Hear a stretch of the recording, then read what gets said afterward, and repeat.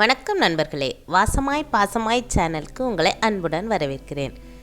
இன்றைக்கி ஈஸியாக கிறிஸ்பியாக டிஃப்ரெண்ட்டாக முட்டையை மட்டும் வச்சு ஒரு ஸ்நாக்ஸ் பண்ணலாம் வாங்க. இதுக்கு 3 முட்டை எடுத்துருக்கிறேன். இது கூட 1 டேபிள் ஸ்பூன் அளவுக்கு மிளகுத்தூள், கொஞ்சமாக மஞ்சள் தூள், தேவையான அளவுக்கு உப்பு சேர்த்துக்கணும். நீங்கள் ஒரு பெரிய வெங்காயம் சின்னதாக கட் பண்ணி இதில் சேர்த்துக்கிட்டாலும் ஓகே தான்.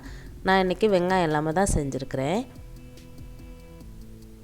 இதை நல்லா மிக்ஸ் பண்ணிக்கணும்.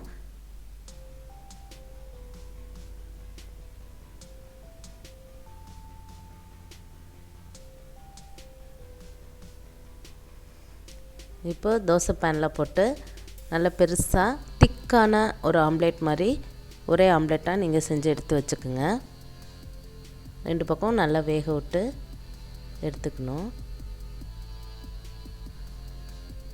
இப்போது 1 கப் அளவுக்கு மைதா மாவு எடுத்துருக்கிறேன். இதில் 1 டேபிள் ஸ்பூன் அளவுக்கு கரம் மசாலா, 1/2 டேபிள் ஸ்பூன் அளவுக்கு உப்பு, 1/2 டேபிள் ஸ்பூன் அளவுக்கு சோடா உப்பு, இவ்வளோதான். இதை சேர்த்து நல்லா மிக்ஸ் பண்ணி வச்சுக்கணும்.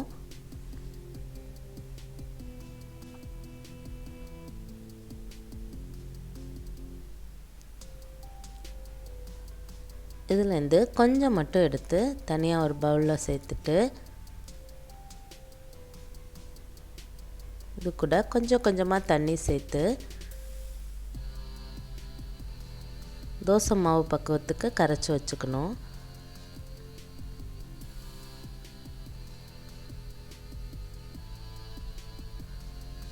பாருங்கள், இப்போ எப்படி இருக்கணும். இப்போது நம்ம ஆம்லேட்டை இது போல் கட் பண்ணி எடுத்துக்கணும். உங்களுக்கு வேறு டிசைன் வேணும்னா நீங்கள் உங்கள் டிசைனில் கட் பண்ணிக்கோங்க. நான் இன்றைக்கி இப்படி தான் கட் பண்ணி செஞ்சுருக்கிறேன். இப்போ இதுலேருந்து ஒரு பீஸ் எடுத்து நம்ம கரைச்சி வச்சுருக்கக்கூடிய மாவில் இதே போல் டிப் பண்ணிவிட்டு இந்த ஃப்ளோர்லையும் இது போல் மிக்ஸ் பண்ணி எடுத்துக்கணும். ரொம்ப ப்ரெஸ் பண்ணாமல் லேசாக எல்லா இடத்துலையும் மாவு படுறது போல் மிக்ஸ் பண்ணிக்கணும்.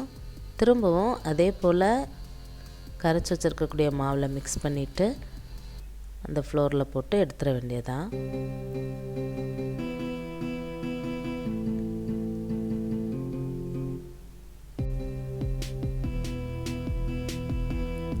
அவ்வளோதான். இதை அப்படியே ஒரு பாத்திரத்துலேயே ஷிஃப்ட் பண்ணி வச்சுக்குவோம். இது போல் எல்லாத்தையும் பண்ணி வச்சுக்கிட்டு எண்ணெயை சுட வச்சுட்டு அதில் ஒன்று ஒன்றா போட்டு எடுத்துட வேண்டியதான்.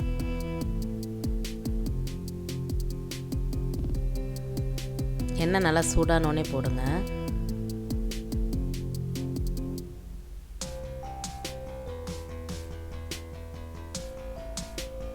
அவ்வளோதான், பாருங்கள், சூப்பராக ப்ரௌன் கலரில் கிறிஸ்பியான எக் ஸ்நாக்ஸ் ரெடி ஆயிடுச்சு. முறுமுறுன்ட்டு KFC மாதிரியே சாப்பிட்றதுக்கு அவ்வளோ டேஸ்ட்டாக இருந்துச்சு. நீங்களும் கொஞ்சம் டிஃப்ரெண்ட்டாக பிள்ளைங்களுக்கு ட்ரை பண்ணி செஞ்சு கொடுங்க. வீடியோவை இது வரைக்கும் பார்த்ததுக்கு நன்றி.